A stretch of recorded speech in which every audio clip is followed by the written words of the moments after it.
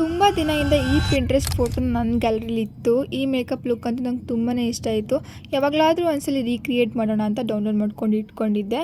Finally ಇವತ್ತಾದರೆ ಈ makeup ಲುಕ್ನ create ಮಾಡೋಣ ಬನ್ನಿ. ಗೊತ್ತಿರೋ ಹಾಗೆ ಪ್ರೀವಿಯಸ್ಲಿ ನಾನು ತುಂಬ ಮೇಕಪ್ ಲುಕ್ನ ಅಪ್ಲೋಡ್ ಮಾಡ್ತಿದ್ದೆ. ಬಟ್ ರೀಸೆಂಟಾಗಿ ಕ್ಲಾಸಸ್ಗೆ ಹೋಗ್ತಿರೋದ್ರಿಂದ ಅಷ್ಟೊಂದು ಟೈಮ್ ಸಿಗ್ತಿಲ್ಲ. ಇರೋ ಟೈಮಲ್ಲೂ ನಾನು ಡೈಲಿ ವೀಡಿಯೋಸ್ ಅಪ್ಲೋಡ್ ಮಾಡ್ತಾನೆ ಇದ್ದೀನಿ ಅಂದ್ರೂ. ಯಾಕೆ ಅಂತಂದರೆ ಕನ್ಸಿಸ್ಟೆನ್ಸಿ ಇಸ್ ಕೀ ಅಂತ ನಂಬೋಳು ನಾನು.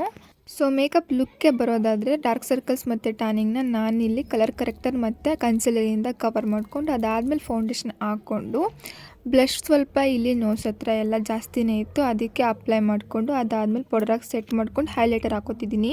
ಅದಾದಮೇಲೆ ನಾನಿಲ್ಲಿ ಬ್ರೌನ್ ಕಲರ್ ಪೆನ್ಸಿಲ್ನ ತೊಗೊಂಡು ಐಬ್ರೋಸ್ನ ಫಿಲ್ ಮಾಡ್ಕೋತಿದ್ದೀನಿ. ಯಾವಾಗಲೂ ಹೇಳೋ ಥರ ಐಬ್ರೋಸ್ ಫಿಲ್ ಮಾಡೋದು important. Main part of the look ಆಗಿರುವಂಥ ಐ ಲುಕ್ಗೆ ಬಂದರೆ ಮೊದಲು ಲೈಟರ್ ಕಲರ್ ಬ್ರೌನ್ ಶೇಡ್ನ ತೊಗೊಂಡು ಈ ಥರ ಟ್ರಾನ್ಸಿಷನ್ ಶೇಡ್ ಆಗಿ ಬ್ಲೆಂಡ್ ಮಾಡ್ಕೊಳ್ಳೋಣ.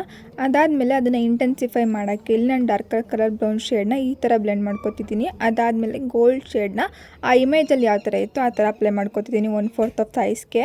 ಇಮೇಜಲ್ಲಿ ಇರೋ ಥರ ವೈಟ್ ಕಲರ್ ಕಾಜಲ್ನ ಲೈಟಾಗಿ ಹಾಕೋತಿದ್ದೀನಿ. ಅದಾದಮೇಲೆ ಬ್ರೌನ್ ಕಲರ್ ಶೇಡ್ನ ತೊಗೊಂಡು ಇಲ್ಲಿ ಕೆಳಗಡೆ ಸ್ವಲ್ಪ ಸ್ಮೋಕ್ ಔಟ್ ಮಾಡ್ಕೋತಿದ್ದೀನಿ.